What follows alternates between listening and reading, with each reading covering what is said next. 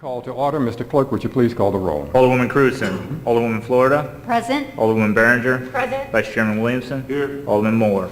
Alderman French. Present. Alderman Vaccaro. Present. Alderman Carter. Present. Chairman Kennedy. Here. 7 present. You have a quorum. Thank you, Mr. Clerk. First, we'd like to both welcome you here to the Board of Aldermen Ways and Means public hearing. Today is to give opportunity for people of the community to give us your thoughts and ideas about city expenditures and the city budget. So we welcome you here today. It pleases us to see that there is this kind of interest, not only in the city government, but in the things, the decision-making that affects our lives. Yesterday, we had the opportunity to hear from the budget director who did an overview of the budget. After that, people had the opportunity to ask several questions about that budget and what the presentation that the budget director made. We will not have that presentation today, but we do have copies of that presentation that is on the table here, and I believe many of you have already received copies. If not, you can get a copy on your way out, and I believe we do have to make more. We have here the Ways and Means Committee, and I will introduce its membership. We have Alderman Chris Carter all the way to my right. Alderman, you can raise your hand. Identification. We have Alderman Antonio French. We have Alderman Frank Williamson. We have Alderwoman Jennifer Florida, Alderwoman Behringer. We have Alderman Vaccaro, and I'm Terry Kennedy, chairman of the committee. The budgetary process of the city begins basically at the beginning of the year. The budget director makes a request of all the various departments, asking them to send in their various requests and their needs. From that, the budget director and his office creates a budget for the city, a proposed budget for the upcoming year. That budget is given to the E&A committee, that is the Board of Estimate and Apportionment. That particular board is composed of the mayor, the comptroller, and the president of the Board of Aldermen. That particular board looks at the fiscal needs of the city and makes decisions and recommendations to the Board of Aldermen. After the Board of E&A, of those 3 members, after they review the budget, they send that budget over to the Board of Aldermen. That budget is then assigned to a committee, and this is the committee that is assigned to the Ways and Means Committee. And then this committee reviews the budget. Now, we're looking at a body of Board of Aldermen of 28 individuals with 28 different ideas about how to spend the money. And so then that committee looks at it and makes its recommendations. It will send ideas back and forth to the Board of E&A until finally there is agreement and a final budget is created. And then that budget is passed through the board process of creating ordinances for the city of St. Louis. So where things are now is that the budget for next fiscal year, has been sent over to the Board of Aldermen. And this committee has decided this year to hold public hearings. One yesterday to review the budget itself publicly and to have residents have the opportunity to ask questions about it. And then the meeting today, giving residents the opportunity to give your ideas and thoughts about what should be the priorities of the city, where monies you think should be spent, where your basic ideas on how you think this budget should be operated in fiscal year 2014. There are other alder people here as well. I saw Alderwoman Carol Howard there in the back.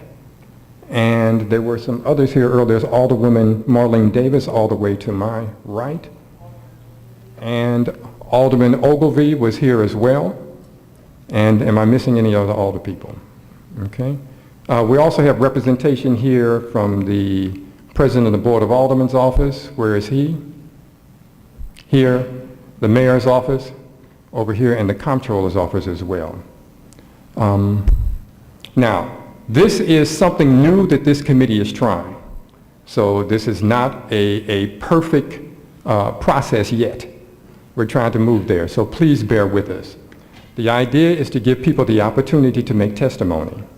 We ask that you be polite, that we speak in a manner that is both informative, that really reflects the needs of the city, that you really not speak in a way that would be insulting or the rest. We will have to keep the testimony to about 5 minutes based upon the amount of people that we have who wish to speak. We will try to give you a signal when your time is getting near. When you've gotten to about 3 minutes, we'll give you a signal. So if you see me do like that, I'm trying to give you a signal. And don't think that I'm losing my mind. Simply trying to give you that signal. We believe as a committee that we had a very good meeting last night. People were very attentive. They were very interested in what was happening and asked, we thought, very, very good questions and raised important ideas to us. And we're looking forward to hearing your testimony today. Please believe that your testimony does mean something. It will help us look at this budget from a different perspective. So this is not just an exercise in futility. It is not just to be doing this. We are sincerely interested in your thoughts and ideas. So please approach it with that attitude as well. I believe I've covered all our major points here. This is the podium to speak from that's right here to my right. I believe that would be to your left. We do have this being taped by the city TV station. And so if you would speak into the microphone so everyone could hear you, it would be greatly appreciated. I will do my best to read some of the writing. When people signed in to speak, if I mispronounce your name, please feel free to correct me once you come up to the microphone. It is not intentional, but I'm having a little trouble with some of the writing. I use glasses nowadays, and so I have to get used to this.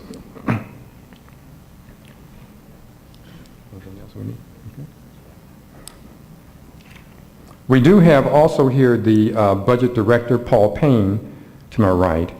He has placed back up the PowerPoint presentation that he made yesterday in case we need to make reference to it. But many of you should have the hard copy of it. There are also several other handouts I just want to point out before we get going. There is a handout that explains the budget process, takes you step by step so you understand how things go and where we are today. There's also a portion that gives the diagram of the budget process, and then one other sheet that talks about and defines the role of the Board of Aldermen. The Board of Aldermen is the legislative branch of government. It is to the city what the Senate is to the federal government. It makes the laws of the land. Now, the board does get involved in helping in the administrative end, but it is not the administrative branch of government. So we're looking at passing a budget by an ordinance, and we're looking to have your input into that process. So we'd like to call forward our first speaker today, and I believe it's Ramona Taylor Williams. Okay. I believe the next person then was Lola.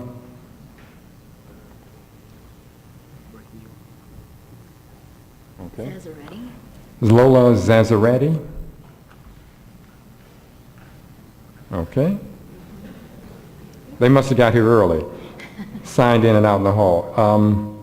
M. Slice. That's an organization, pardon me. She's with M. Slice. Okay. Let me continue then.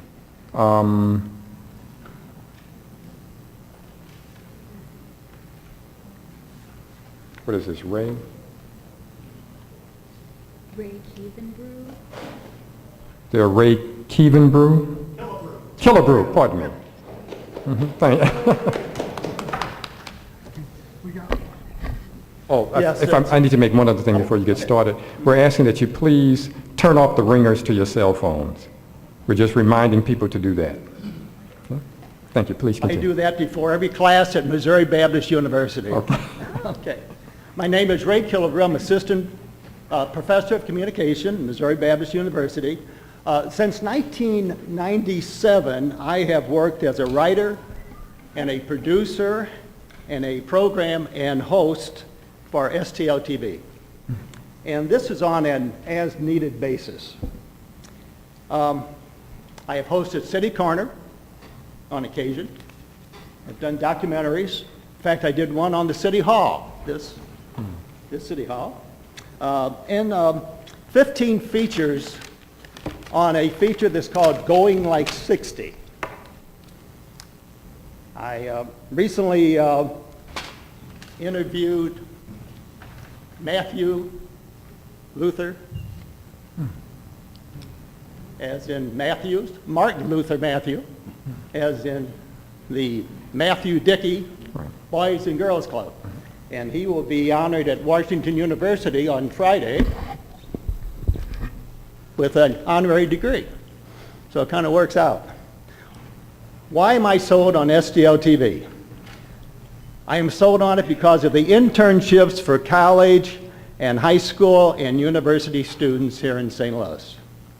It gives them an opportunity to work in the industry of media production. It's valuable training for the St. Louis media pool.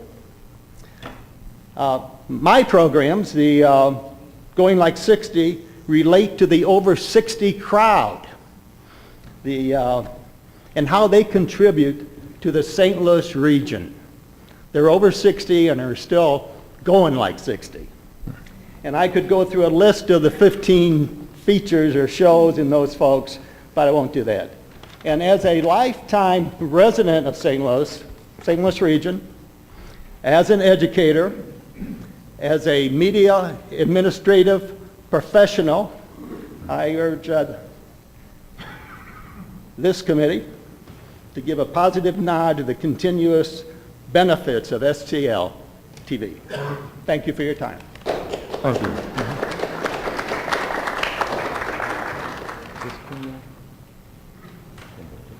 Yeah, Gilberto Pinello. Okay then. Yeah, Gilberto? Gilberto. Gilberto. Pinata. Okay. I can do the presentation in Spanish if you wish. No? Okay.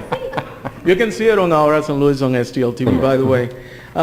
First of all, I want to say thank you very much, and Chairman Kennedy, for allowing this opportunity. Distinguished members of the Ways and Means Committee and guests present here tonight. Once again, I want to thank you for the opportunity you've given me to speak. For the record, I am affiliated with STL TV as an on-air host, but my expressions here tonight are my own, and I'm here not only representing myself as a resident of the city of St. Louis, as a Hispanic, as a member of the LGBT community, and also as a marketing professional, okay? So the first thing I want to start with is by telling you that the Government Access Television Institute describes some of the reasons to offer a government access channel as following, and I quote, and I'm going to try to be as brief as I can, the GATV Institute purpose is to provide Government Access Television is to provide local information from a local perspective. Government Access Television promotes city services, provides educational market accomplishments to potential investors of our city. Government Access Television promotes local events, offers coverage of meetings, PSA announcements, etc. In the local, if the local government were to contract with outside vendors for these services, the price would be too high. A local government, by creating a government access television, offers essential information to its local constituents while minimizing production costs and creating a cost-effective communication tool.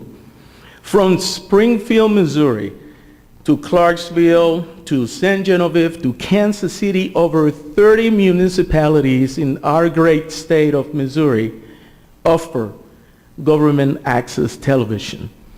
TV2 in Kansas City, for example, they do Straight Talk with the mayor.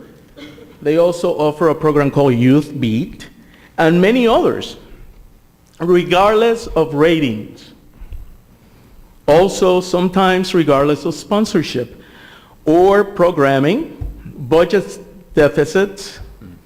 Municipality after municipality here in Missouri invest in government access television because it enhances and it showcases the market, and it markets that town as a positive, with their positive attributes that the town offers. Internally, to local people, and also to audiences across Missouri, and now, because we are in the 21st century, across the world.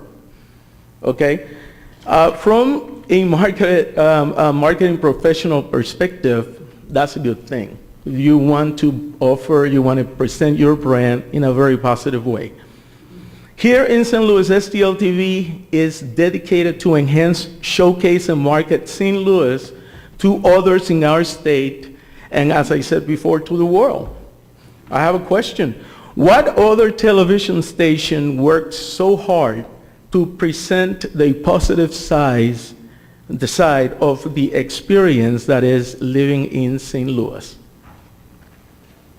What other local television station offers diverse, inclusive, and community-inspiring programs? Only STL-TV does. No other local television station recognizes the contributions of underserved populations in our city and goes above and beyond to present information of importance about all these communities. Only STL-TV stepped forward to recognize the potential growth of the Hispanic community. And right now, and for the past decade, produces, excuse me, my mouth is getting dry, produces and presents a program called Ahora San Luis, the first Spanish language public produced locally television program in the state of Missouri, okay? Also, STL-TV can claim that they offer the first Bosnian-produced and inspired public interest program, Oye Izada, that serves as a platform to further demonstrate to our Bosnian brothers and sisters that St. Louisans welcomes their contributions to embrace their diversity. Only STL-TV recognizes the need to present inclusive programs and productions that represent our population but go beyond the color of our skin, our ethnic background, or cultural traditions.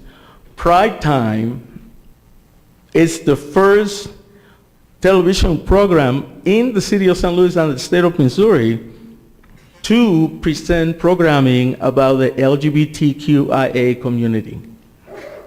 Only STL-TV has stepped out of the box to do that. And in closing, because I don't have any water anywhere, That's okay. STL-TV is more than government access television if you think about it. STL-TV is a window to the positive contributions that St. Louis offers to the world. STL-TV is a door into what real inclusive community should look, feel, and taste like. STL-TV is a model of equality, diversity, and tolerance. To a professional marketer, STL-TV is an undiscovered asset that can, if you use it properly, you can enhance the experience of what it is living in St. Louis. So I hope that you consider that you have a great advertising tool if you want to attract more population to St. Louis that is coming from outside of the city.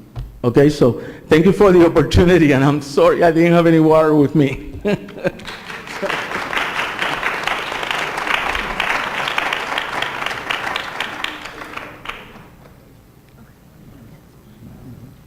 Next, we have Jamala Rogers.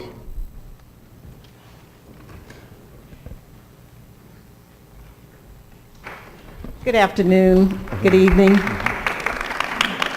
I thank you all for the opportunity to speak. I also thank you for the leadership in moving forward with opening up this process. The process of looking at budgets is sweeping across the country, and in some communities, it has been an issue that was forced from the community. So I'm happy that's one less fight that we've had to have with you all.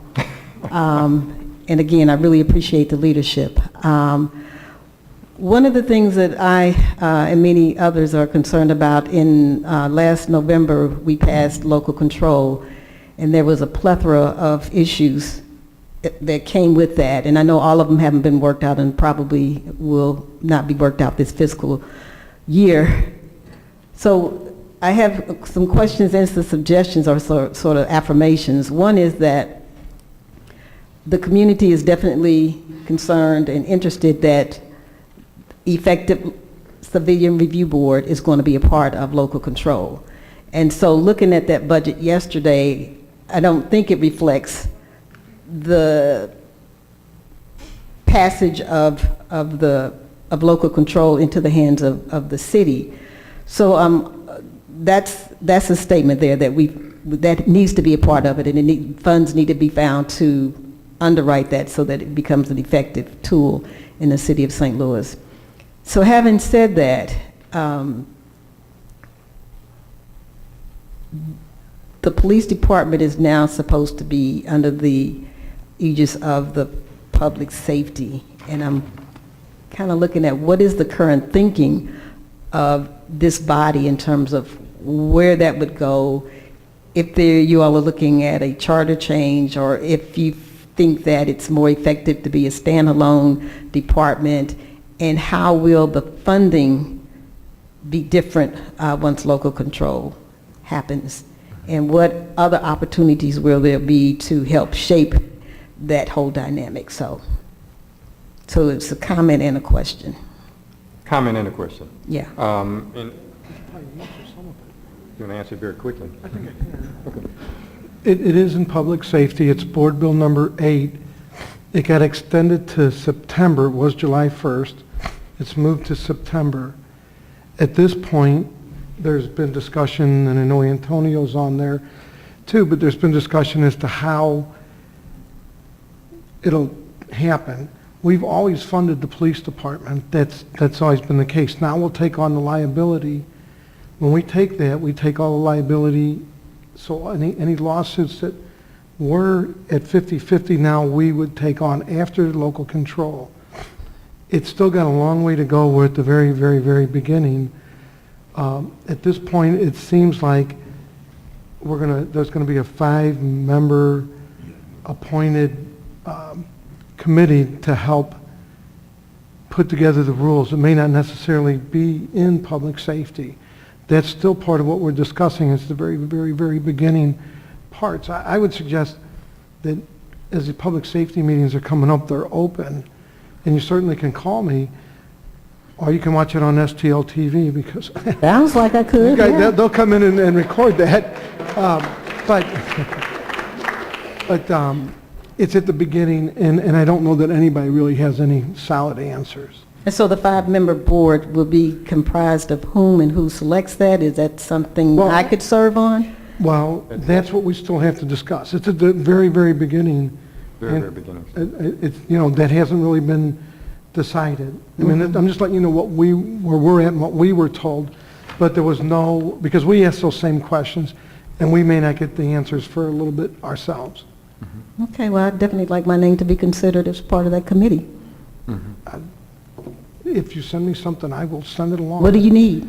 Just send your name. I don't get to pick that committee, I don't think, but, Who's going to pick Hey. that committee? well, we don't know. That's what I said. It's at the very, No very, one. very beginning. Well, the only committee that there is to be at this point is one that deals with the transition from the state to the city. And by that, the initiative petition is the mayor who appoints those. Oh, boy. And that's the initiative petition that was passed by the voters. Okay. So, but He is So co- anybody that wants to be a part of that committee should submit their name to you all? You can submit him here, or you can submit him directly to the mayor's The office. mayor, yeah, whatever, we'll just pass along. Okay. Okay. And so the part about, I don't want that piece of discussion to be lost on the fact that the expectation is that there's going to be an effective civilian review board, and how that gets funding is important. Right. Okay. We have it down, and it's also recorded. Okay, thank you. Thank you.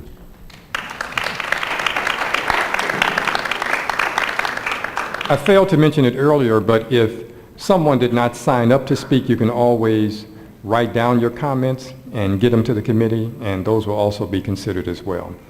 You can also email us through the city website. You can email any of the aldermen here or to me directly as the chair. We'd like to call up our next speaker, which is Michael Franklin. You don't? Okay. Our next one then would be, so if you don't speak and you still have some thoughts, please feel free to write it down and get it to us. Our next speaker would be Ronald Stamps.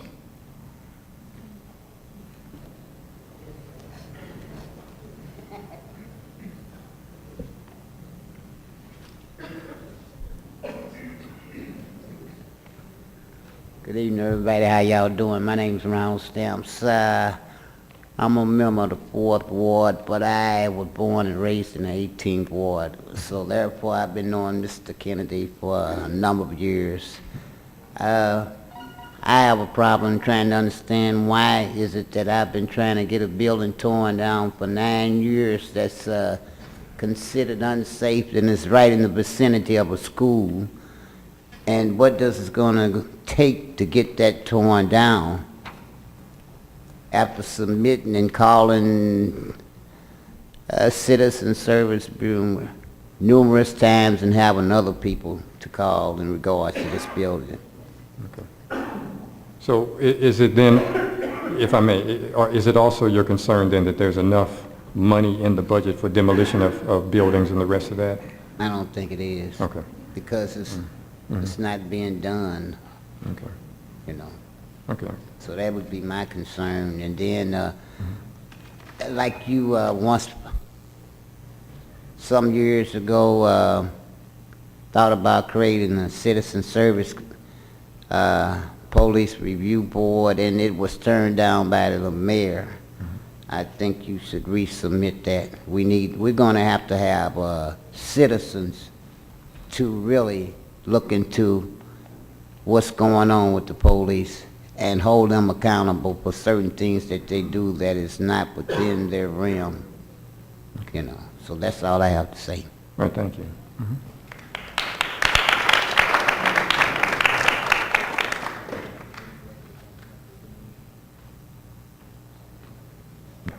No. The question from the alderman was, did you have any comments about the demolition fund?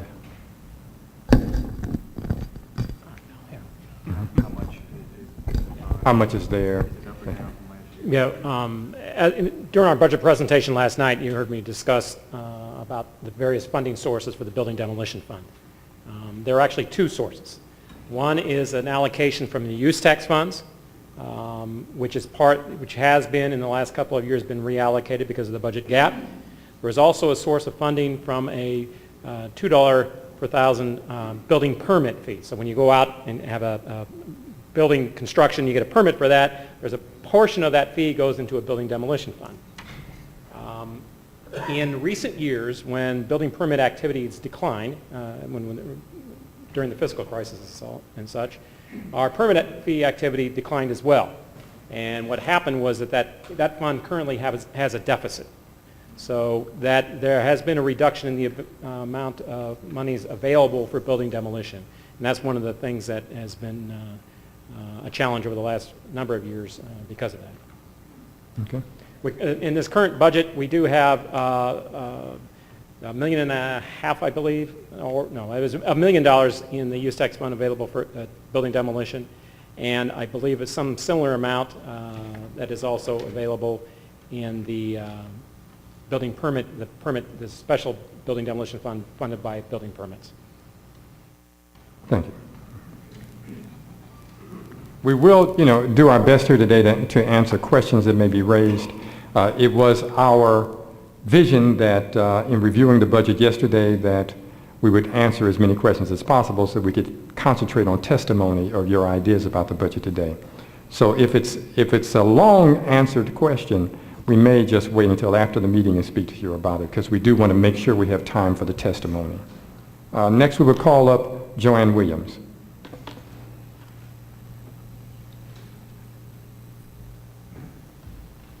Good evening, Mr. Chair, and thank you for the opportunity to speak, honorable members of the committee. My name is Joanne Williams. I am a union representative with the Carpenters District Council. I am also a citizen of the City of St. Louis and a resident of the 21st Ward. I represent currently city employees with the Carpenters Union. Prior to that time, I also represented them with the American Federation of State and Municipal Employees. So I've had, when I started to represent city employees, the budget was actually one book. There were not 4 or 5 books with line items, capital improvement, et cetera. In addition to that, you didn't have a charter amendment that said you had to pass it out by July 1st. The budget process at that time was quite long and extensive, and as a result of that, sometimes the budget was not passed until December of the year because there were hearings by this committee that forced the mayor, who then was Mayor Shamel, to answer a lot more questions than the time period allows at this point. I applaud you for having these meetings in the evening. I think that by the attendance here, it demonstrates that there is an interest of the general public and that there is concern of the public how their fiscal dollars are being spent. I also am gratified that there is a participation, because I think that there is sometimes doubt that the citizens are concerned or interested or watching what you do, and this, I think, substantiates that. I think if it was even more publicized, there'd probably be even more attendance. And I think that if you do it more frequently, you probably would get an additional participation and attendance. One of the things that I would like to see happen, and I think would help, because I think looking at a budget and having it presented, and I've seen Paul present his budgets for quite some time, but if you don't understand operating departments and you don't hear the testimony of the department heads and you don't hear them talk about how the budgetary additions or subtractions from their department operations affects whether they can demolish a building or whether they can put additional dumpsters in the alley or whether there will be additional grass cuttings or whether a recreational center will have to be closed or whether you will have additional correctional officers or whether public safety will have the ability to absorb the police along with fire and all the others, then the citizens are only left with numbers and not how they affect the services that they're concerned about. And I think a significant addition to this process would be if at some point those testimonies in the hearings that you conduct in the day are held at night, so they can hear the street department talk about the collection of fees for the recycling and what they do with them and why they can't get new dumpsters, and so they can hear the police chief talk about how he allocates those funds and how he allocates his personnel in different areas of the city and what hotspot policing means, so they can hear the traffic department talk about lights, and so they can hear all of the things that actually go into the nuts and bolts of operating the government. Hearing testimony of numbers only and not how those numbers affect services does not allow people to ask informed questions about why they should be involved or how that money gets there or what the use tax is and how it's allocated or why you have to have a budget done by the 1st of July and how the negotiating process comes about.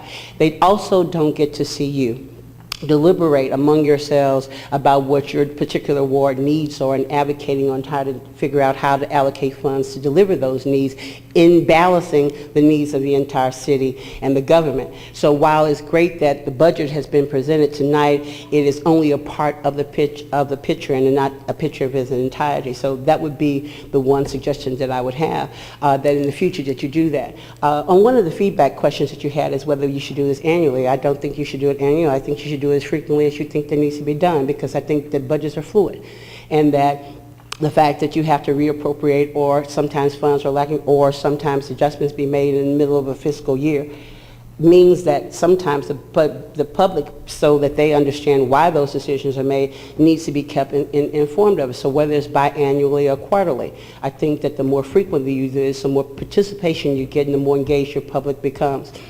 My union sits in the city of St. Louis. We employ people, we pay earning tax, we pay service tax, we pay all of that. And we've also had the benefit of subscribing to St. Louis TV. We have been an advertiser for years, and we paid to advertise when you had your JVL programs broadcast that. It provides a service. Every governmental agency does. The federal government broadcasts, the state government broadcasts, and the city government broadcasts. When you have such fiscal constraints as we're facing now and difficult decisions, citizens want to be engaged, not excluded. Transparency is important, at least the appearance of not attempting to hide why you and how you perform the act of governing.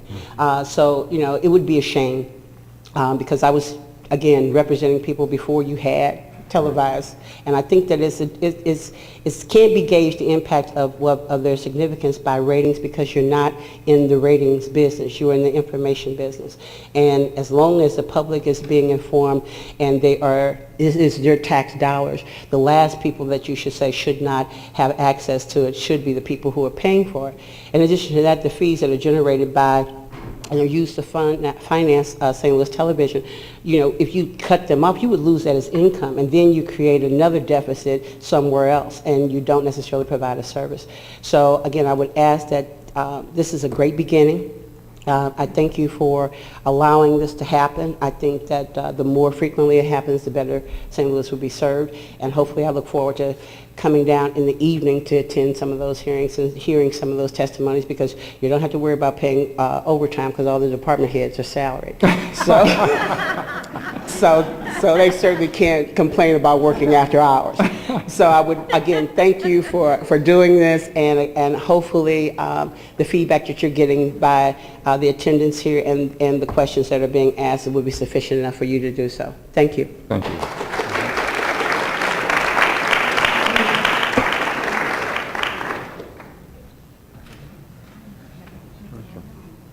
I'm not certain of the first name, but the last name is McDaniel. Chapman, Chester. Sean? Are you just? Okay. No McDaniels? Okay. Is it Donata Johnson?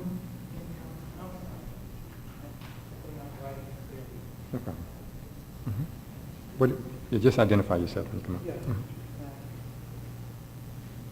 Hi, my name is Damian Johnson, and I just want to briefly address about the police as well.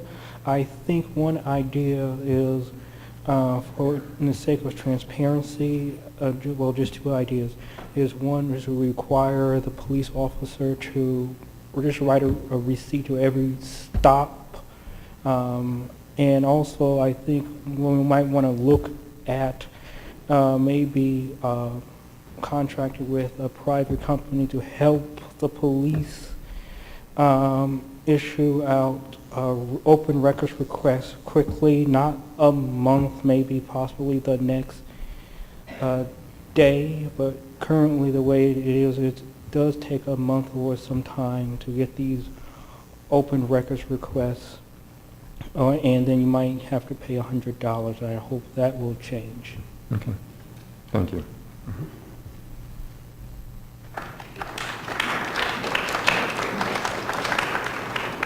Our next speaker is Pamela Talley.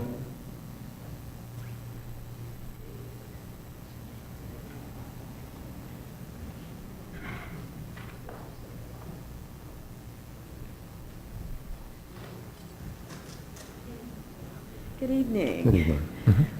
Mr. Chairman and fellow members of this committee, I want to thank you all very much for this opportunity. I have felt an excitement among people who knew that you all were doing this that is unbelievable. So the transparency is, I don't know if it's working, but people believe that it's possible, and that's very good.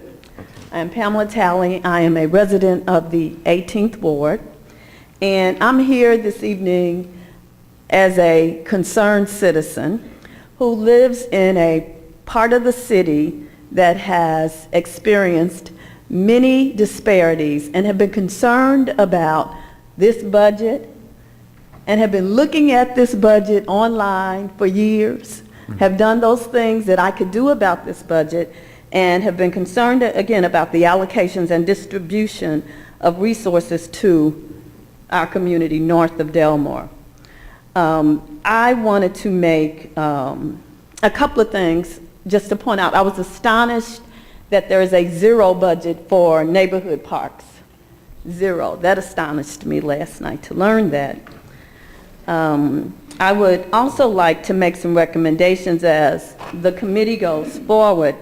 I think for somebody that's, learning to read budgets and understand, I think even like under the grants funds, if you could break some of those things out, because I know that, things like community block grant money is supposed to be targeted at those communities where there's these gaping holes and disparities.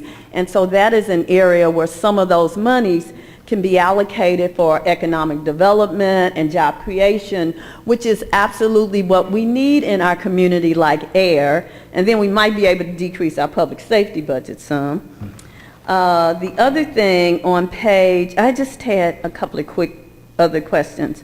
On page 9, under the half-cent sales tax, where under the reallocation of special revenues and balances, is that, does that money go for recreation? It says from recreation. Is that from facilities and programs, or it's capital money that's coming out of okay.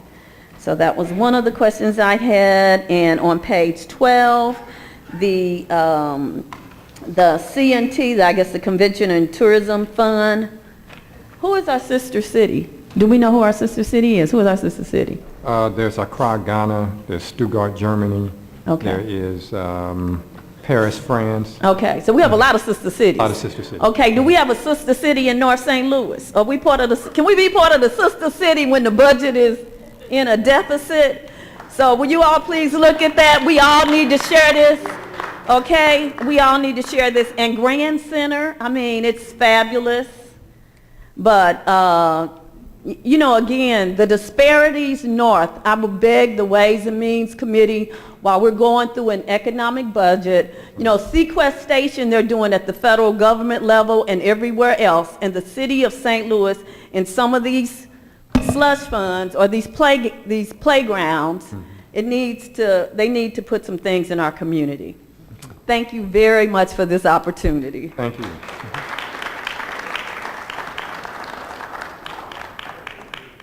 The Neighborhood Parks Fund. Yeah, I'm not sure which exactly, but there is in the larger breakout there is a 1.6 for the $1.6 million for the neighborhood parks. Okay. And the hotel tax.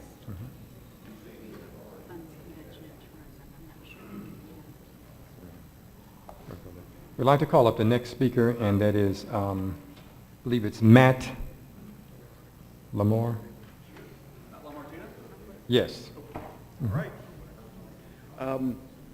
Well, Chairman Kennedy, members of the committee here, my name is Matt Lamartina.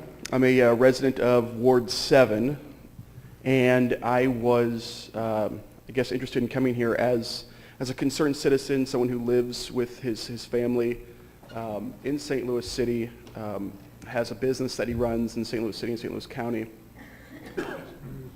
I wanted to get your thoughts, or maybe present an idea for funding with in future, and that has to do with an idea called participatory budgeting, which got some traction in this last aldermanic campaign. There were 3 wards that were discussing this whole idea of rolling this out. And for those who aren't familiar with the idea of participatory budgeting, it's been used in a ward in New York City, it's been used in a ward in Chicago, and it's been used in thousands of cities all over the world. And what it does is it gives individuals in the ward the opportunity to formulate their own proposals and then have everyone in the community vote on those proposals and how they'll fund those. And usually what happens is, delegates will be selected within the ward, like let's say Ward 7. There'd be a delegate maybe for building demolition. And maybe what they'll do is they'll look at different buildings and they'll drop a proposal. And then that proposal will be voted on by members of the community. And the alderperson will come up with what the budget would be for tearing down this vacant building next to the school. And individuals would vote on that, and if that passes, then obviously we engage those departments in the city to get over there and take care of that building. I think as Joanne Williams said from the Carpenters Union, and the Hispanic speaker from STL TV, and everyone who I've heard testify here, we want inclusion. And I think what I'm seeing as someone who's watching people testify is that people want their voices to be heard, and they want to engage with you. And that's why I think this is such a wonderful opportunity that you guys are doing this and opening this up. And I would urge you to take advantage of all the various social media outlets to get this out there. I know that the mayor does a great job on Twitter.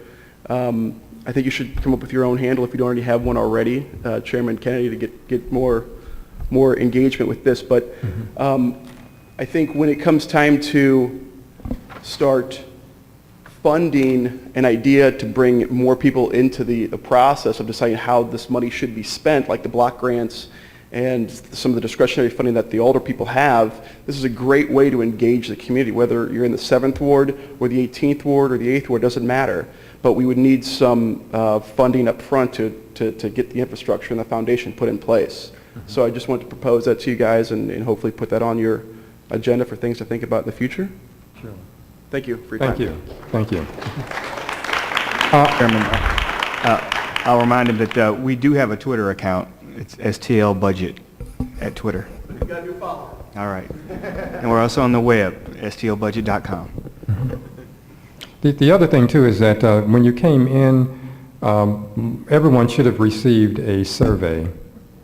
And you can also put some of your ideas. I would like for you to put that on there about it's called participatory budgeting, and where we can even find some information about it. That'd be greatly appreciated. Okay. All right then. As I said earlier, we're just starting out with this, but the intent, we're getting good information. So appreciate it. We'd like to next call up Mr. Bob Williams.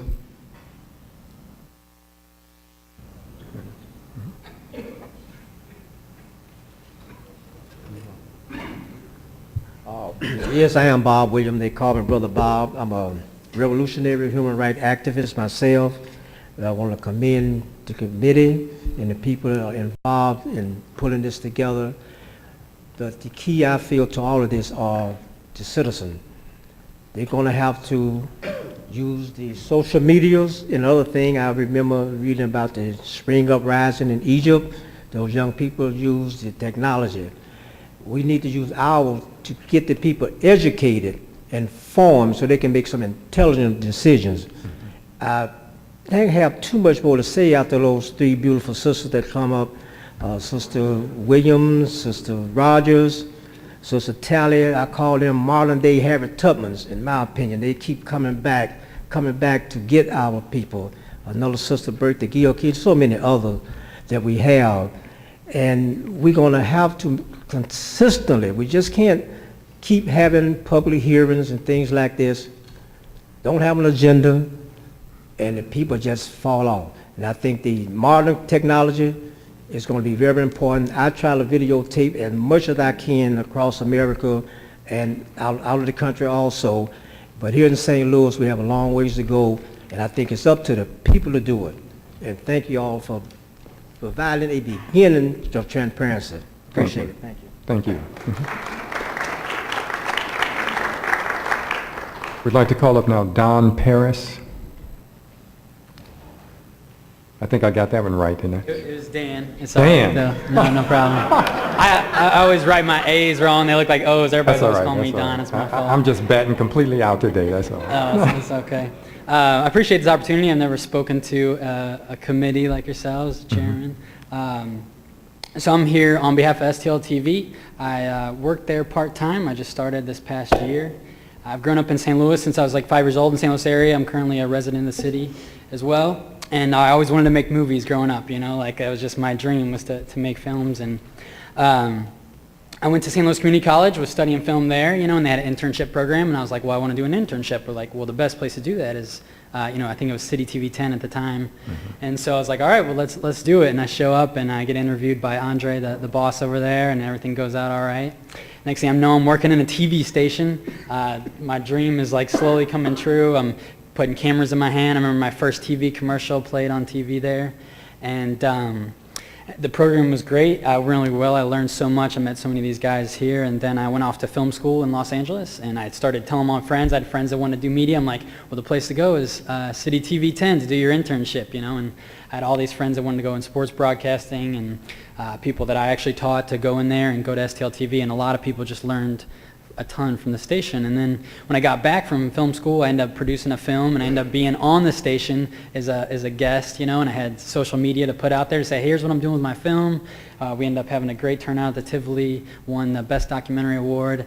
And then I applied for STL TV, and now I work there.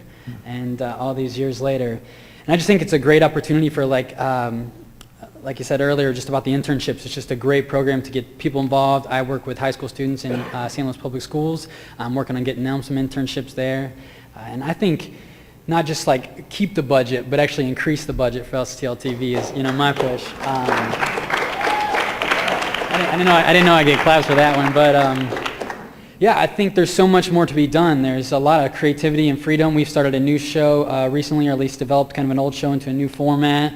I have a bunch of other ideas for shows, but they're always crimping budgets, you know, and like, I don't know if we have time for that. So I'm like, well, I got this idea and this idea to benefit the city, you know, and I actually have a program called Pentamentor where we work with, we've worked with students Clyde C. Miller, Roosevelt High School. I just met with the principal of McKinley about teaching students there video production, maybe moving into audio production and that type of thing. And these are types of things that STL TV could be involved in if they had the funds. And I know just by working freelance in other places, like most of us are getting paid about half of what we get paid doing other jobs, and like that's probably a lot of government, and we're saving money, and I think we're not complaining. It's great to have some consistent work, but there's a lot of ways that not just thinking about cutting out STV, but thinking about bigger things and how it could expand and how it could be something more to St. Louis and a TV station that, you know, St. Louis is known. Oh, you want to see how government access is done? Check out STL TV, and I think that has the potential there. So that's kind of my pitch for STL TV, and to keep it around. So. Thank you.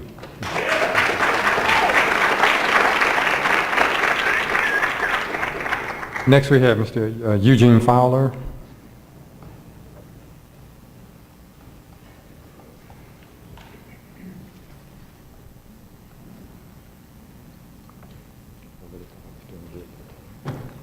Good evening. My name is Eugene Fowler, 66-year native of the city of St. Louis. First, I'd like to give honor to thanks to God for allowing us and blessing us to be here today to do something that has been long asked for by people like myself, Tam Talley, Jamala Rogers, Bob Williams, and I'm glad to hear my good sister Joanne Williams speaking on the behalf of the workers and the community. And I'd like to honor you, Brother Terry Kennedy, and the rest of your staff members here. And I'm going to be very short because at this age, and being out here as long as I've been out here, it shouldn't take long to get a message over. And I think what I'm here today to basically ask for two considerations.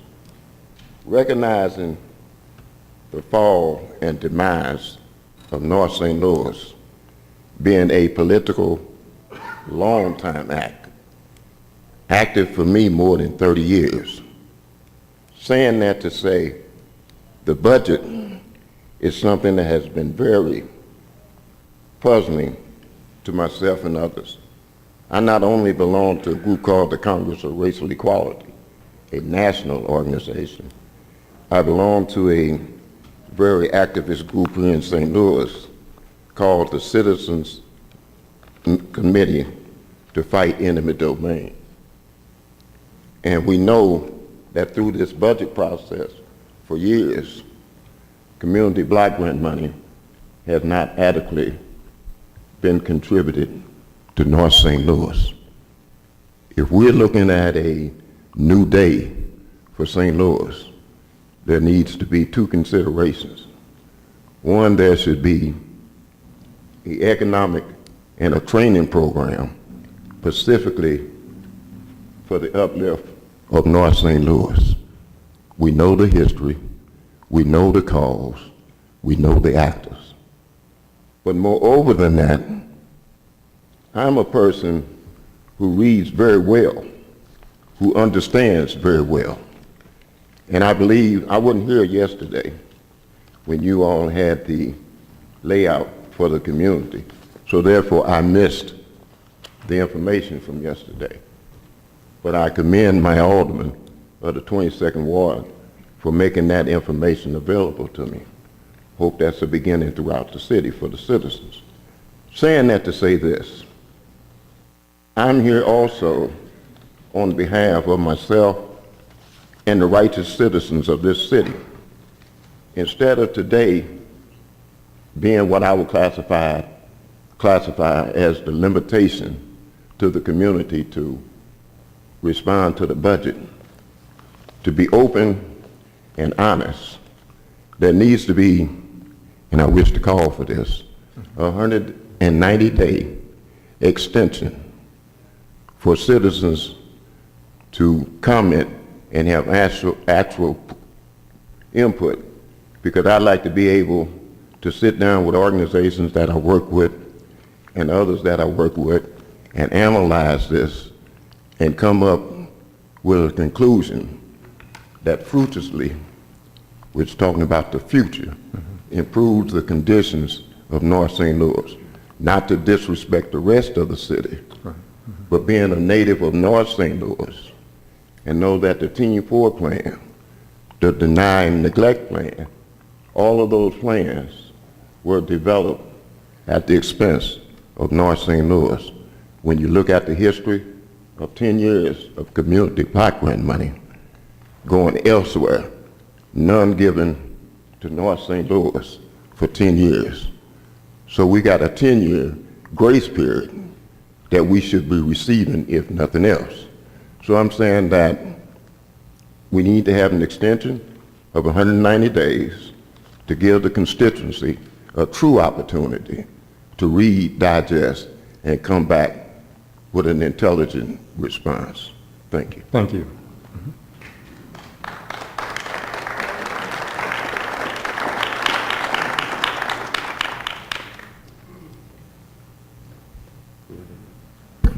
If anyone did not get the presentation, that Paul Payne's presentation from yesterday, it is available on the website for download as a PDF, stlbudget.com. We'd like to call our next speaker, which is Andre Holman. Andre?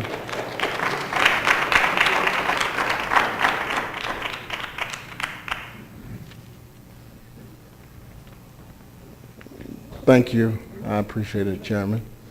First of all, I'd just like to thank the committee as well for having this meeting and having it open to the public. You know, I had quite a bit to say, but I guess some of the STL TV employees and interns before me took a lot of the things I wanted to say. But at first I wasn't going to speak. But, you know, as you all know, I've been here a long time, 21 years with the city. Started out as an intern and now being the production manager. I've seen this station grow from 2 employees to now, which we have 11 full-time employees and 37 part-time employees. But the reason why I thought it was important for me to speak tonight, because, you know, my staff has been through a lot. And I'm telling you, it's hard to keep morale up. It's hard to get good employees sometimes when people don't know, hey, next year, what's going to happen? We've been through this time and time again. But I said tonight, I had to speak up for the people that have done so much for me, putting in hours when I had told them, hey, you got to clock out. But they still stay at the studio long hours to get things done, to improve neighborhoods, by helping organizations get the word out about what they're doing. But you know, it's one of those things where over the last couple of weeks I've had the chance to see a lot of, you know, news articles or whatever, and you know, and people have even come up to me and say, hey, what's up, Mr. No Comment? Actually, somebody did it tonight. But, you know, and that's why I said, you know, tonight I won't be Mr. No Comment, because I need my employees to know how much I appreciate them, how much I respect them, how much they mean to this city. And so, you know, looking at just some of the things that I've heard, and, you know, some people say, well, you know, my tax dollars are going towards running a television station. No, they're not. I told my staff we need to thank all those who subscribe to cable TV and AT&T U-verse, because those are the people that are paying a franchise fee to the operations of this television station. I told one person there, they didn't know it. They thought, oh, I thought my tax dollars went to running that channel. Misinformation. People are not engaged. People don't know what's going on in this city. Someone said, well, you guys are a public access channel. Anybody can come in there and produce a television show. It's not true. We're a local government access channel. And then, you know, as I mentioned, you know, some people say, well, no, man, that group of people is sharing that much money. It's only 11 employees. That's not true. But tonight, I just want to make sure that I set the record straight in regards to what my staff has done, day in and day out, time after time. We've won awards. We've been recognized around the country for what we've done. But the most important thing I think that people need to understand is that we try to contradict what I guess a good friend or a person that's been to the studio many times, Elliot Davis, with his "You Paid For It" stories. You know, we always look to try to contradict what Elliot does. And so we came up with shows like In Your Ward. We came up with Best of the STL, which airs on broadcast TV. We came up with City Corner, which airs on ABC 30. We wanted to do something that we could branch out and make this city proud and get exposure to different programs, different neighborhoods, whatever. Whatever we could do, that's what we wanted to do. We had a real estate company come to us and say, hey, you know what? We see you guys are promoting the city well. Well, this real estate company, they sell a lot of homes in the Central West End and in Clayton. They hired STL TV to produce videos on different neighborhoods or different homes in the neighborhood so that they could highlight those homes. But not just highlight the home, but showcase the neighborhood. What parks in that neighborhood? What schools? See, those things are the things that, in businesses, those are the things that make people make a decision on based on where they're going to, you know, buy a house. And so we know that that's important. And so tonight, I just thank you for, you know, this opportunity. But, you know, I know that the issue has been STL TV does a good job. Mm-hmm. We like the work that they do, but they don't have an audience. There's no one watching it. You know, I wish we would have had support. I wish we would have had support a couple of years ago when Charter decided to move STL TV from its prime location between Channel 9 and Channel 11. Prime location. You have 2 minutes. Because that hurt our station. That hurt the residents. It was a disservice to the residents of this city. Those who subscribe to cable TV and to AT&T U-verse. It was a disservice to them.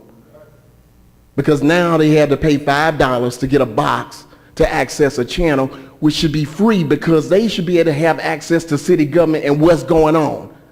They need to be able to have access to that.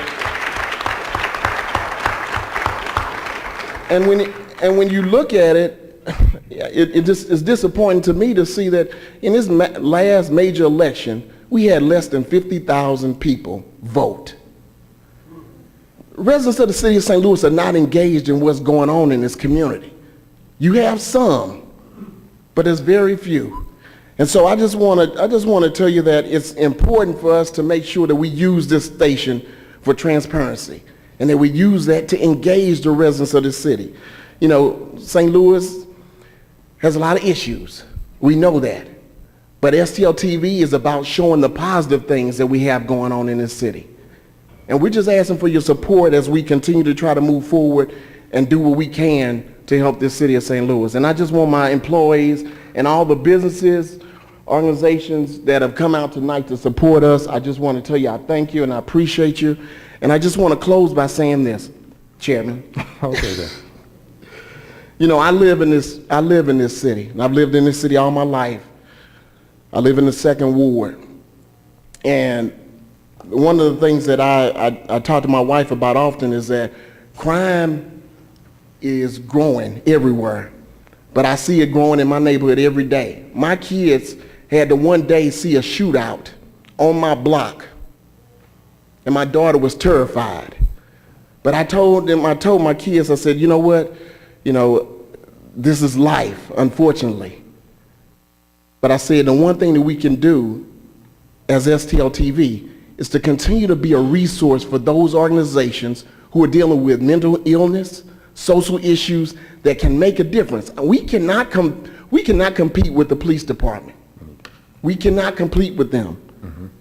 You can't say police versus STL TV, police versus refuse, police versus forestry. And I don't want to do that because we appreciate them so much that they even just came to STL TV and asked us to help them because they lost their employees who were doing their video work. And so now, which I don't know if everybody knows, they have asked us to be a part of what they're doing for the next year because they don't have what they need. So yes, you're closing. I thank you. I thank you, Mr. Chairman. And I just ask everyone to continue to support STL TV as we continue to try to move this station forward. Thank you very much.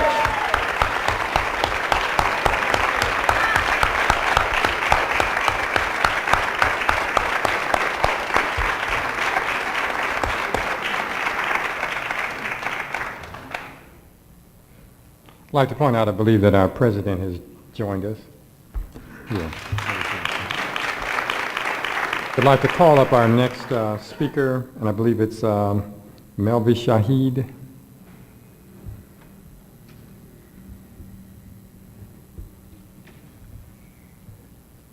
We do have a number of people to speak after this, so I will be a little bit tighter on the time.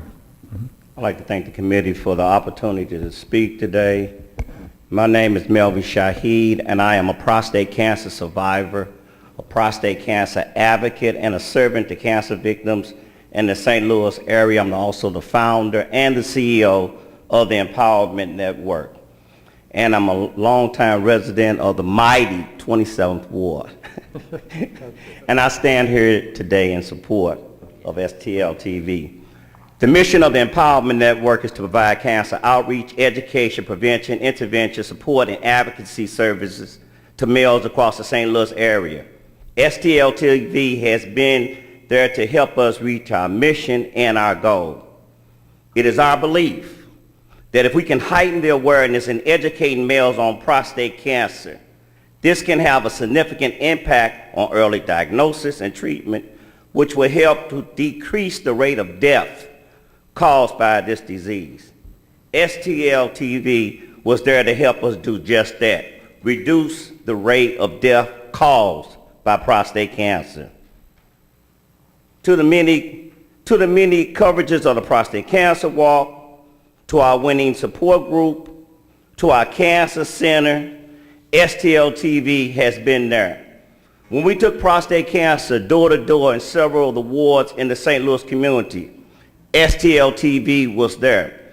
Yes, this great station has traveled throughout the community shining a light on this insidious disease. African American men are the new age of prostate cancer because it is not an older man's disease anymore in the urban community. We're seeing African American men being diagnosed as early as the age of 35. It was STL TV, this great station, that has helped to change the conversation in our community by supporting our organization with the many advocacy events over the last 5 years. Their coverage has helped to lift the shame. It has helped to lift the fear. It has helped to lift the pain and the disgrace once caused by this disease among men in our community. STL TV, in its support of the Empowerment Network, has become a part of a new movement in the city of St. Louis around prostate awareness, which has earned our organization and this great city 2 national awards and the first Senate bill in support of prostate cancer, Senate Bill 33, House Bill 166. By STL TV broadcasting great prostate cancer awareness information, it has helped to shatter the silence once caused by this disease, and now prostate awareness and prostate health is a conversation in our community. STL TV helped to start that conversation. See, the media is the message in our community, and hands down, without a doubt, STL TV has been that media source. We need this great media outlet to continue to help inform, educate, and empower our community to broadcast information and to reach a greater audience than one cancer survivor like myself could have ever reached. This great station has done just that. I'm here to support them. I'm also here to thank them and applaud them for helping to save the lives of men in our community with their great coverage. Thank you, Brother Andre, and thank you to the staff of STL TV.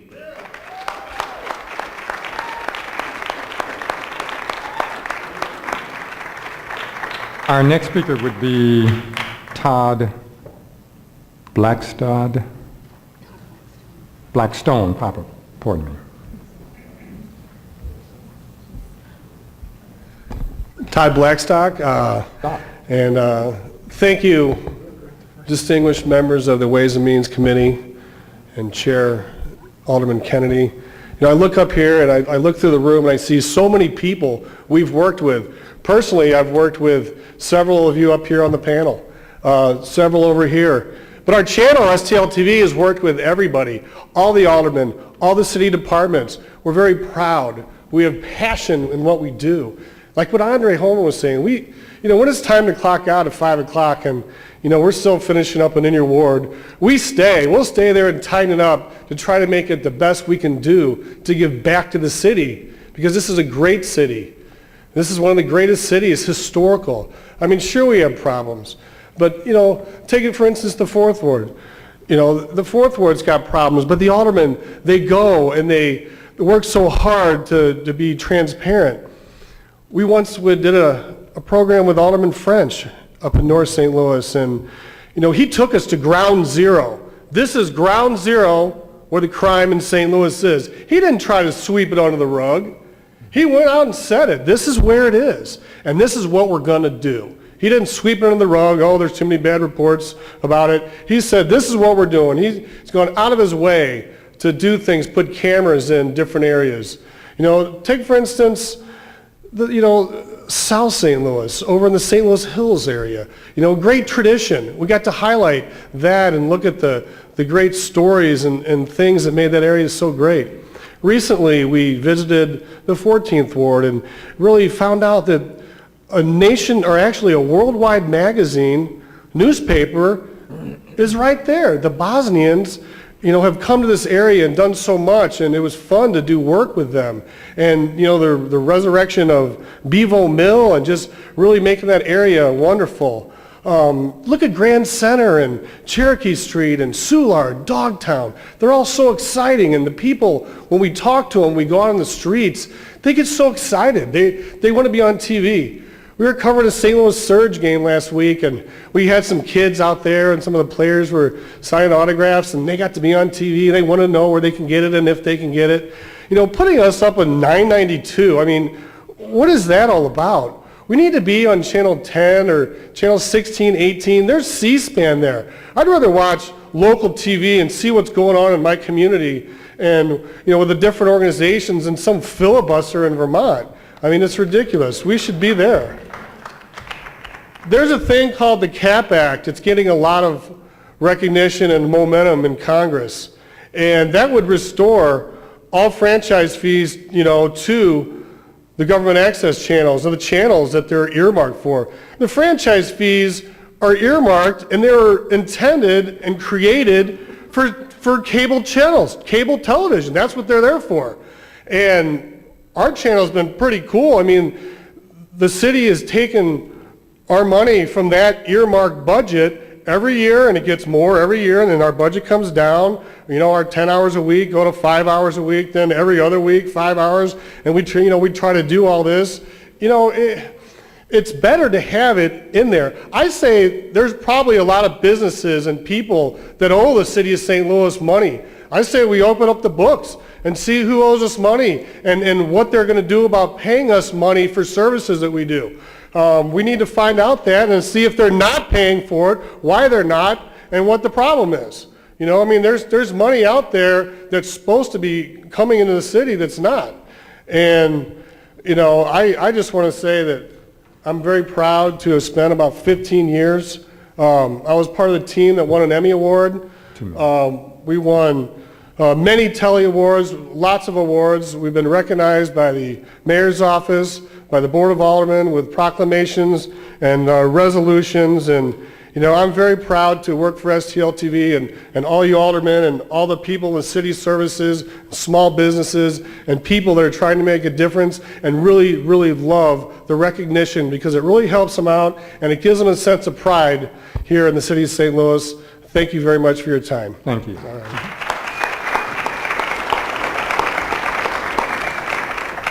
Michelle Whithouse.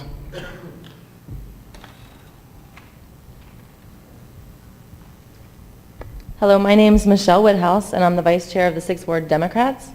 I'm here today really to talk to you guys a little more about participatory budgeting, and I thought we were going to be stacking the deck a little bit, but nothing compared to STL-TV, so I'm glad you guys are here and representing, but my main concern really is citizen input in the budget, and this is, you know, great that you guys are doing this and you're asking for citizen input, and this is just the beginning. But my vision for St. Louis is even beyond citizen input, and that's really citizen involvement in the budget. And that really relates to participatory budgeting.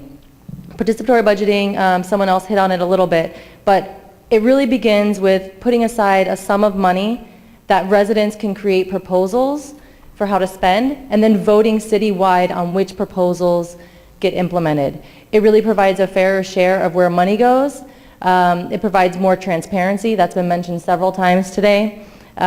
It creates more citizen involvement.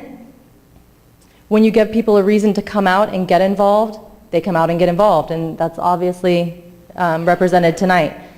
It creates more citizen knowledge of government, and I know the union rep over here was talking a lot about that, and that there's a lot of things people don't know about how money's spent. And what the limitations within the government are, and really allowing people to be part of the budget process and getting involved in creating proposals and voting on them allows people that opportunity. So the one thing I'd really like to urge you guys is to consider setting aside a portion of the budget for participatory budgeting. In the 6th Ward right now, we are going to be putting aside part of the ward budget, and we're going to implement a participatory budgeting pilot, and we actually met on Monday to start our first meeting for that. But participatory budgeting can be done with ward budget, part of the city budget. It could also be something you guys could think about for the community block grant money. That way, areas that need that money can really make sure that they're fairly represented. And that's really all I have to say. We have some information for you after this is over, and then we also have some further information for anyone that wants it. When you guys are leaving, I have some flyers if you want more information on participatory budgeting. Thank you. Thank you. Our next speaker would be, I believe it's Kara Kaminsky. Kara?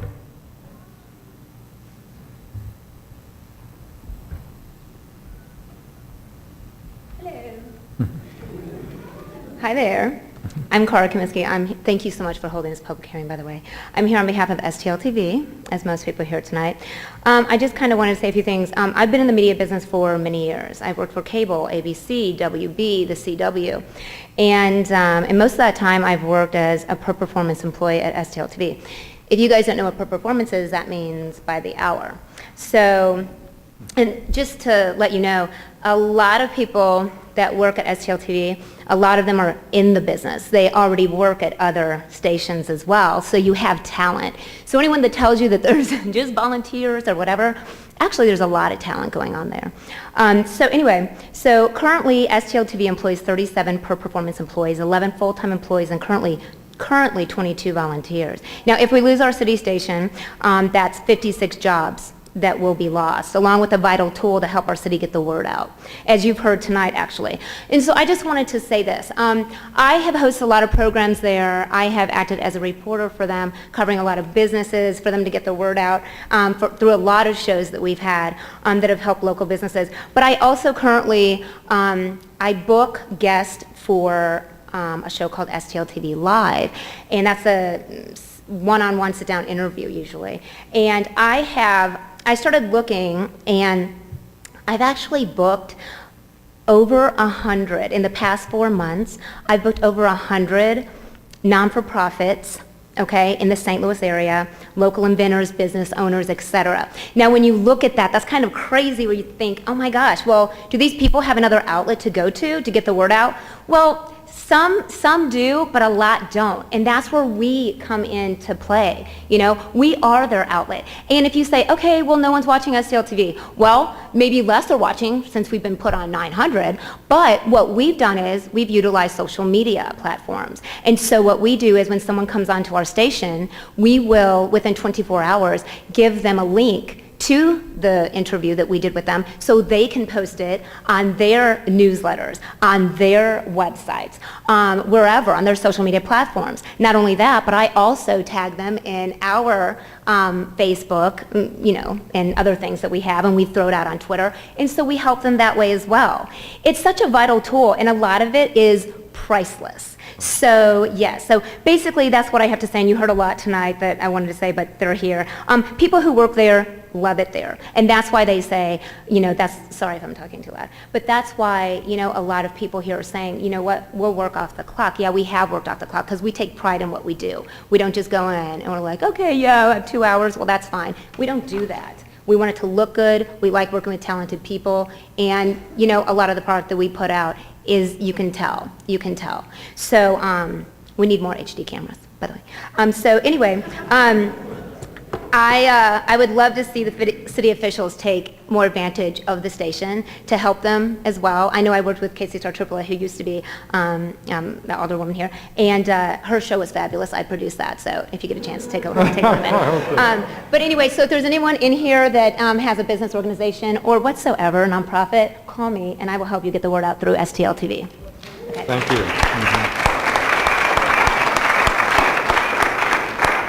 Our next speaker is Joseph Johnston. Joseph.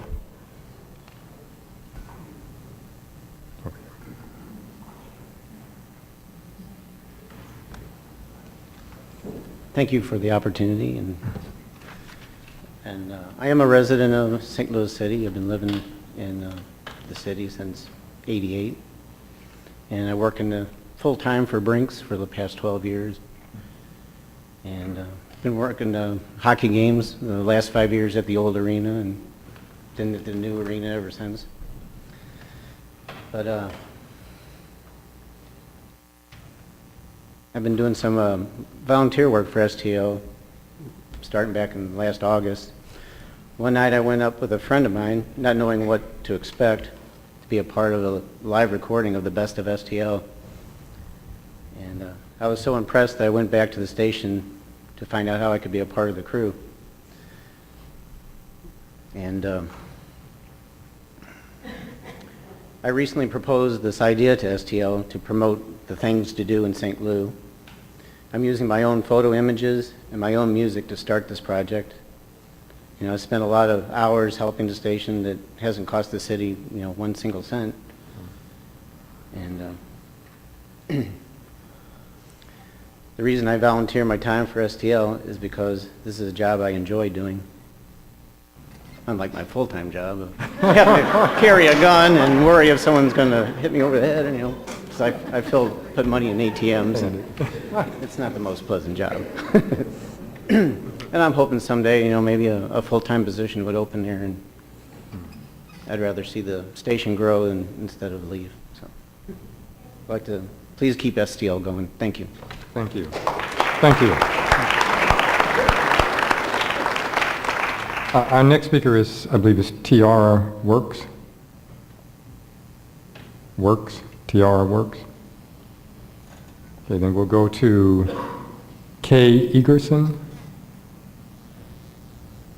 No Kay Egerson. Okay.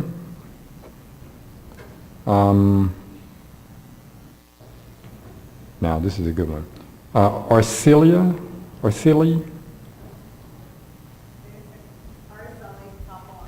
That's it? Thank you. You certainly said it better than I did. Thank you. Hi, thanks for having this meeting. I was a business owner in the city of St. Louis, and I'm also a commissioner for the 22nd Judicial District. And STL TV was tremendously helpful because we were able to collaborate with them, and we offered certain services to them. They gave us exposure. Our chefs got to go on the show and cook. We were interviewed. I also did a segment with Gilberto on Ahora St. Louis, because I'm also Latin. And so it just got the word out about our business in a lot of different areas and communities. And like it was said earlier tonight, some of these features, for example, the chefs cooking, they were able to use that footage for their portfolios, for their Facebooks, and I always encourage them to move on to bigger jobs and so on. So it was, it was great for them. And with the price of promotion for a new business, when you watch a show on Fox TV in the morning, when they show just a short 3-4 minute segment about a new business, those spots cost $3,000. So when you're starting a new business, how are you supposed to do that? And again, it's not only the viewers that you get that moment, but just having that so we can put it on our website. And so it's extremely helpful for a new business. So it's been tremendous. I think, any other venture that I'm working on right now, I'll definitely count on them and try to give back help however I can. It's led to just a lot, so I think it's very important to keep that around. Thank you. Thank you. Our next speaker would be Zach Chasnoff.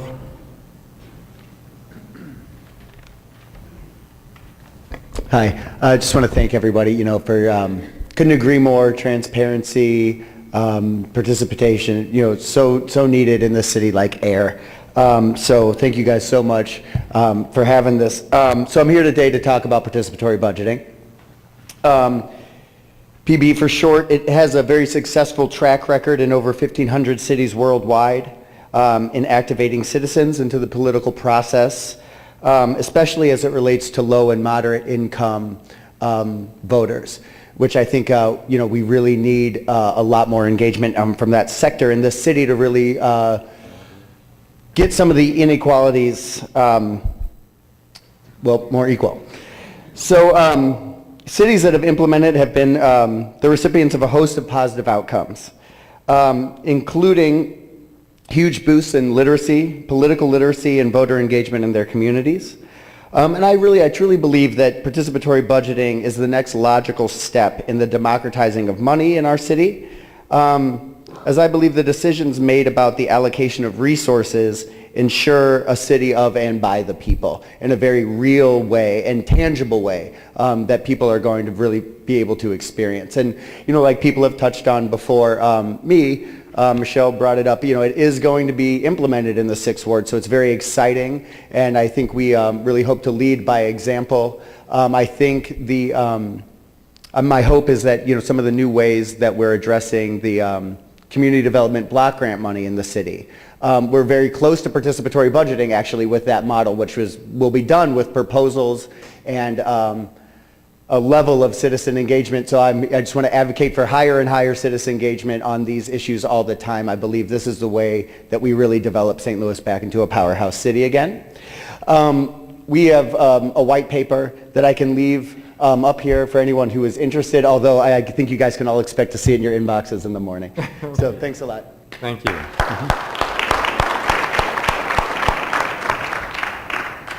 Our next speaker would be Thomas Garazi. Okay, excellent. Thank you. Come right up. Hello, my name is Thomas Gerasi, and actually I've noticed on your survey questions you've got, do you think that there should be yearly hearings with the city budget that allows the citizens input and ideas? You've got that door open, and that's what you're here for, is to go hearing us. We need to keep all these doors open for that public awareness. I was a non-traditional student with UMSL, and I just really recently graduated, and yes, I had my internship at STL-TV. And I'm serious, it's one of the best experiences that I've ever had. You've heard all these people out here that I don't need to reiterate some of their points that they've made here and there. A lot of you on the board are well aware about the different shows that we have. Just like Andre said, that's where we're different. We're here to make that positive impact. Don't shut that door. This is open. I have right here on my right here in my hands is my resume. I'm able to say that I've got good, adequate experience. The hardest thing for any students to going out there into the job world and actually searching for a job is, well, where's your experience? Don't take that away. I know that Andre has it worked out with several of the colleges out there for interns are coming in, and he works with to meeting their criteria for their internship. I also know that Andre has the door open for other schools as well, not just the one that's on his list. Don't close that door. We are the city of St. Louis's future. We're here to show you that future and show you the positive side of it. Like somebody else said, don't take away from our budget, add to it. In fact, if you did go adding a little bit to it, you know what? We could honestly and truly make it better. And that's what we're here for, to put a smile on everybody's face. Just to show you the importance of it. Everybody is from STL-TV and representing it. Raise their hands up. Look how many that are here. That makes a difference, and that should make a difference for all of you. Thank you. All right, thank you.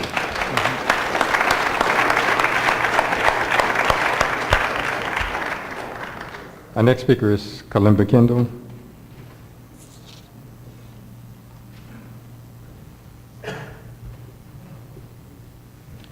Good evening. Thank you all very much for this opportunity to come before you. I really appreciate the fact that you all have stepped up as leaders, fearless or in fear in some cases, because once you open up your minds and also open up your opportunities, people can sometimes attack. But I'm here to say thank you. Thank you for being transparent, because leadership is a hard road to go through, and particularly when you're trying to do things for the city of St. Louis. I would ask for you all to close your eyes just for a mere second, not too long ago, because I don't want you to go to sleep, but just long enough for you to work with us, your public, and envisioning the city that we all can be proud of. It is sometimes a very difficult task to be proud of things when you see crime, when you see robbery, when you see theft, when you see people who are in pain, who don't have housing, don't have food, and in derelict buildings and communities that doesn't seem that the pendulum swings on all sides of the compass. So I ask you all to recognize that this is a very important task that you're doing. And in doing so, I want you to know just a little bit about why I come here.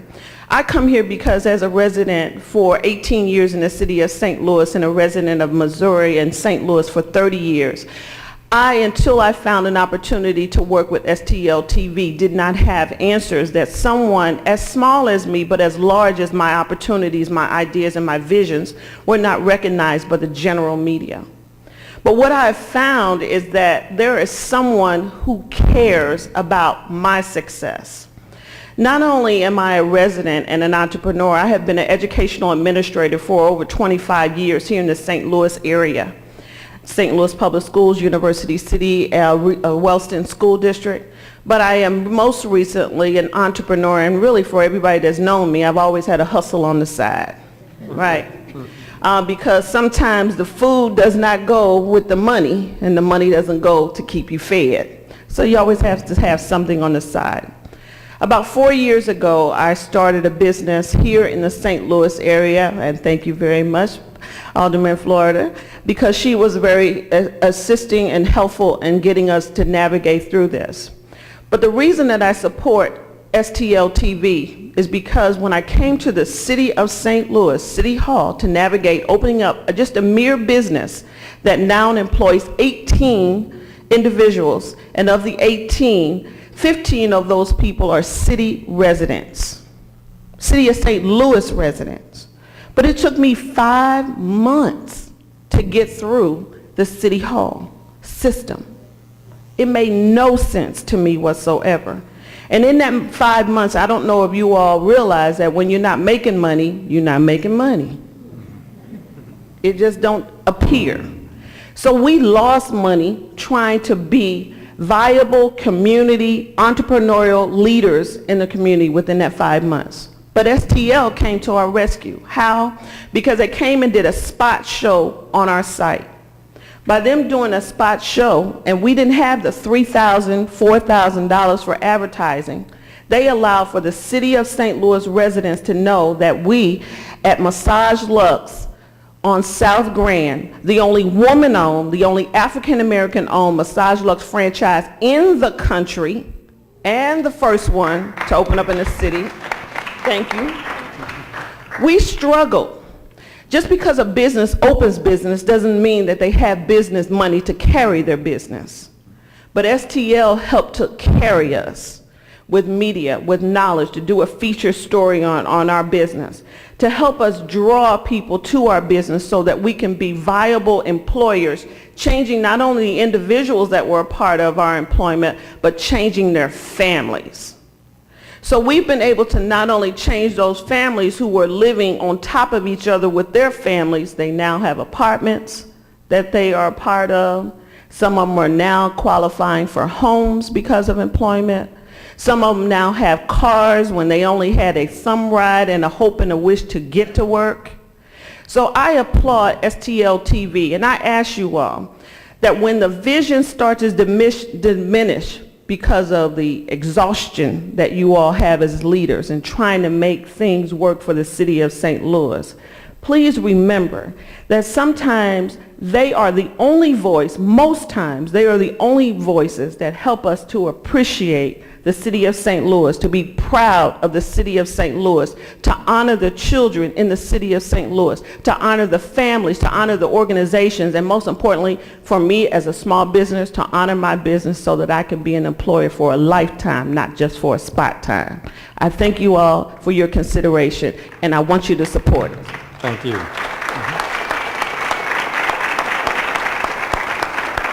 Our next speaker would be, I believe it's Brian Shelton. Brian Shelton.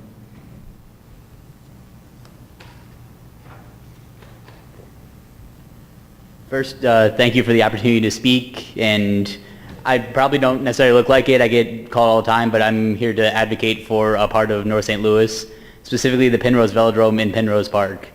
It's a gym that our city has that very few cities have. There are less than 30 velodromes in the country, and less than 10 of those are in urban areas. And we have a group of people that are raising money and doing repairs on the velodrome and doing all these things to help get the track to where it needs to be, but without the city support, we can't get there. We're advocating to get more juniors out riding their bikes and participating in a safe sport that builds their confidence and build their skills for the future, and just to get them participating in something. Right across from the park is Matthews Dickey, and the goal is to get some of those kids over onto the velodrome, but with the facility the way it is now, it's not really feasible. And so we're asking for the city to take some consideration and guide some of the money towards the Penrose Park, and specifically the Penrose Velodrome. Thank you. Thank you. Reagan Johnson. I believe it's Reagan. Okay, if not, Curtis Royston.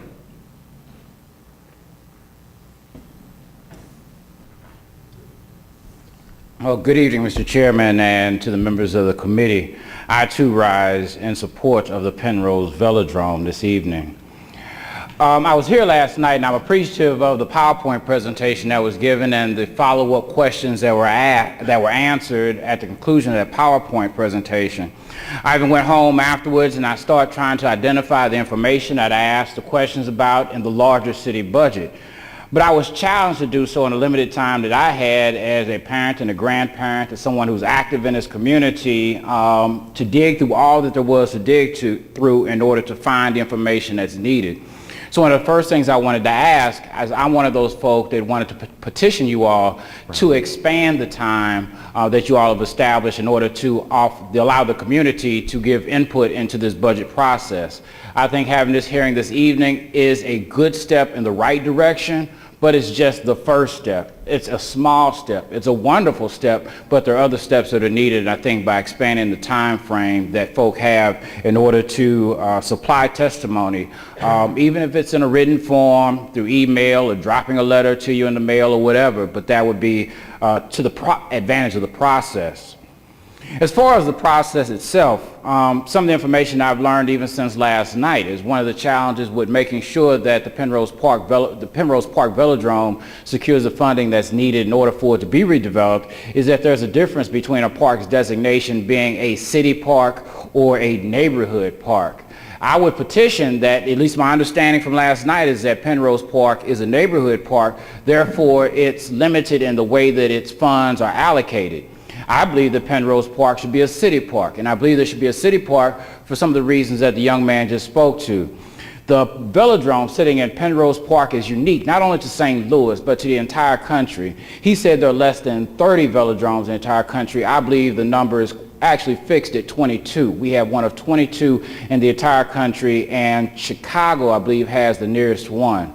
Every year in August, there are people that come from across the country in order to participate in national races that are held on that velodrome. Not because it's the best, not because it's the prettiest, not because it's the most adequate for holding those kind of events, but because of the central location St. Louis has in providing a means for everybody to get here.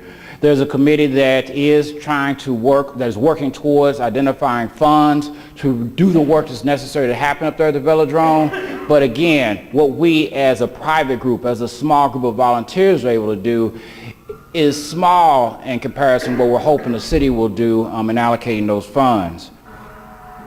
I think that when it comes to, when I talk about the volunteers, it's not only an effort to identify funds, but you're looking at folks to come out there, they cut the grass, they provide the asphalt mending that goes down. We're the ones who provide the toileting facility, what they call the outhouse, or Johnny on the spot, that's the word they use, that's there. So it's very little that the city actually does now, so that the city really needs to pick up and start taking care of its own. And I think one of the young men earlier spoke to, what I've heard for years is known as a Team 4 plan and how resources have been denied to North St. Louis. And I would say that the velodrome is one of those places that has suffered for the lack of those allocations. Seeing the sign that I have a short time, I'm going to run through some stuff real quick. I also want to be thankful to Alderman Scott Ogilvie for his assistance in helping us who are volunteering to understand the city budget so that we know how to properly ask for what's coming. The reasons I think the velodrome should be looked at as a city park rather than just a neighborhood park are, one, it provides a safe place for children to gather and play. And not all children want to be on playground equipment. Not all children want to play football or basketball or soccer. There are some children that enjoy, and when you ride through your neighborhoods, I'm sure you see all kinds of children on bicycles. And for us in the African American community, it's particularly special to me because in the early 1900s, there's a teenager named Marshall Major Taylor, who was an avid cyclist and was setting world records as a teenager, national records and world records as a teenager by riding tracks that are similar to the Penrose Park Velodrome. I spoke earlier about the fact that it's a tourist attraction. We bring in folk from across the country to race on there. We're looking at tourist dollars that are coming into St. Louis. And if we're able to develop the velodrome in a way that not only applies towards developing the track itself, but looking at having bleachers put in, look at having a concession stand put in, we can look at ways that we can start attracting additional funds. which also then we talk about the signage that's available. I cannot find anywhere in any of the signage in regards to the Parks Department identifies the velodrome and where it's at. I think that is a pitiful shame. Everything else in the city is identified, but one of our most unique. Every park has some type of watering hole in it. Every park has some type of basketball facility in it. Nearly every park has a baseball field. This is something that's unique to our town and should stand out just like the other attractions that we have signage up for. The last thing that I want to say is that it's a fun place for families to gather. Folk come up there, they don't just ride the track, although it's made for a specific type of racing. They don't just ride the track to ride the bicycles. When we're up there doing what we do, we see folk that come up there to walk the track. There are folk that come from the neighborhood to sit up there and watch and see what it is we're doing. And we're starting to see more of the children from the neighborhood coming in asking questions. And we even have a group that I started up at Walbridge School, which is in the 27th Ward, called the St. Louis Major Taylor Bicycling Club.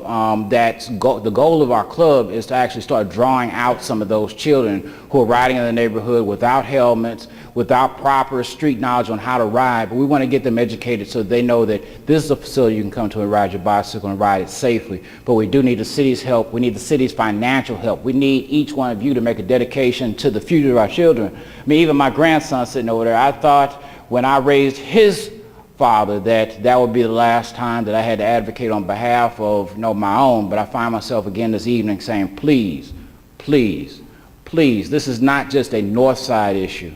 This is a citywide issue because this is a citywide asset. Please consider as you move forward in this budgeting process making the Penrose Park Velodrome an integral part of this, not just making it part of the Parks Department budget. Thank you. Thank you. We just have two other speakers. The first of those is Coffee Wright.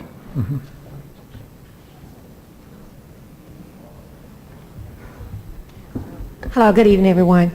I'm an 18 warder, proud to be, and Mr. Kennedy, I just have to commend you on so many good things you have done in 18 ward, and I support you 200%. But I'm here today. I have two quick questions. I'd like to know, first of all, is there any way that we can please use a higher dollar amount on exterior home repairs for city residents, especially the north side? And the thing is that so many of our people, I mean, we're tired of seeing these vacant lots. The inspectors work fast. Our money is not going with the time that we have to take care of these exterior repairs, and what's end up happening is our homes are being torn down. We are tired of these vacant lots. I was born and raised in St. Louis. I'm a filmmaker, lived in California for 22 years, and I'm back here to live, and I'm coming back to this, and all my friends have moved to North County. And that's, where everyone's going. I love the city. I live in the city. Most of my family is still here in the city, and we need some money.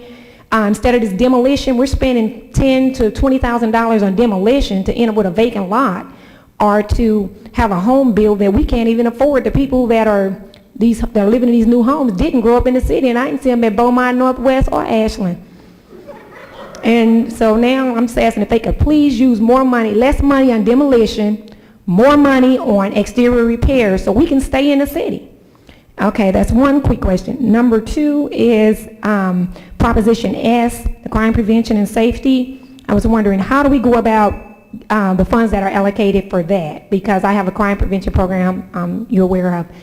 And how do we go about getting the funds for that, or getting more funds for that? Because I know there's money for the communities, but it seemed like I don't know how to submit the proposal for it, or what is it? There will be a request for proposals that will be issued. Okay. And we can inform you of that, but it's also listed on the city's website. Okay. And it should be sometime this summer that it'll be issued out. Okay, I'm going to look out for that. And last but not least, like I said, I'm a filmmaker. I've only met one person with STL. There's a million of them here, as we all know. But I just have to say heads up to STL. I'm rooting for you guys, too. I was fortunate enough to meet one of your cameramen.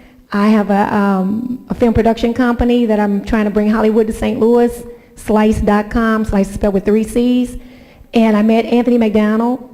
We worked together on a television commercial for President Alderman Louis Reed. We did an excellent job, and I really appreciate you all. He came like that, and we did it like that. So I wrote it, directed, and wrote it. So I'm rooting for you guys because I plan on using your services as an avenue for our television productions and film works to be exposed. So I hope that you guys get your budget raised. If not, maybe we can do more future collaborations. Thank you.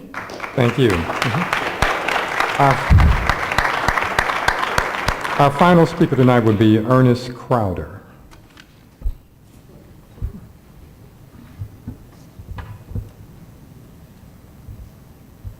Good evening. Again, my name is Ernest Crowder. I've lived in St. Louis all my life. I've also lived in other cities during my life, and I had no intentions of speaking. I didn't even know what it was about when I got here. Okay. But in listening to everything, I want to tell you, now I'm a former federal employee with the United States Department of Homeland Security. And present time, I'm also the co-founder of an organization called Teen Swag USA. Okay? And a lot of you guys probably don't know that organization. What it is a group, it's a nonprofit from ages 8 to 18 years old. Okay? Now, you may not know of that group, but California does, Chicago does, Atlanta does.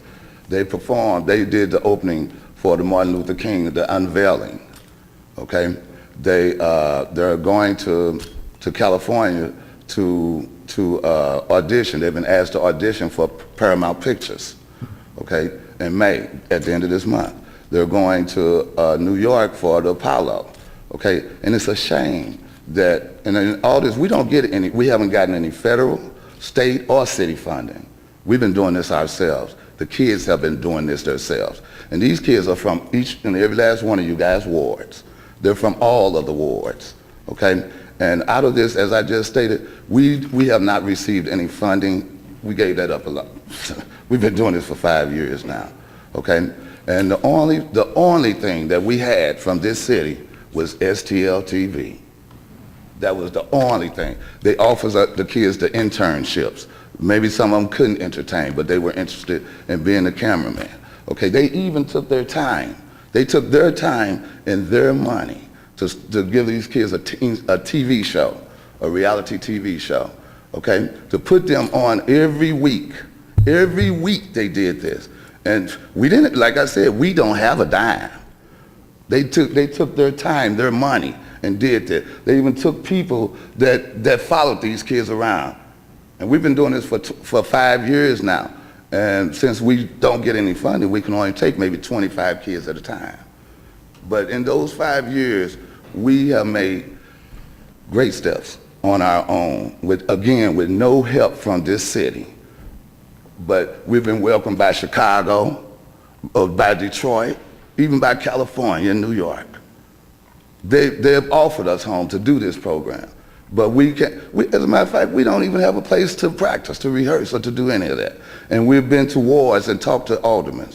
But that's neither here nor there. But now you guys are talking about taking the last bit of thing that St. Louis did give us, and that's STL TV. And that's why I got up here to spoke. I'm not a politician. Some of you guys have seen me before, and you know my face. But you never knew me and know what I do. And I've asked for this help. But I gotta say something when you're getting ready to take the first line of defense. This is all we have. We take our kids off the street. We take your kids off the street. And to take that, I don't know what else St. Louis can take from us after that. And that's all I had to say. I'm not asking for anything, but I am pleading to keep this for my kids. Okay. All right, thank you. Thank you.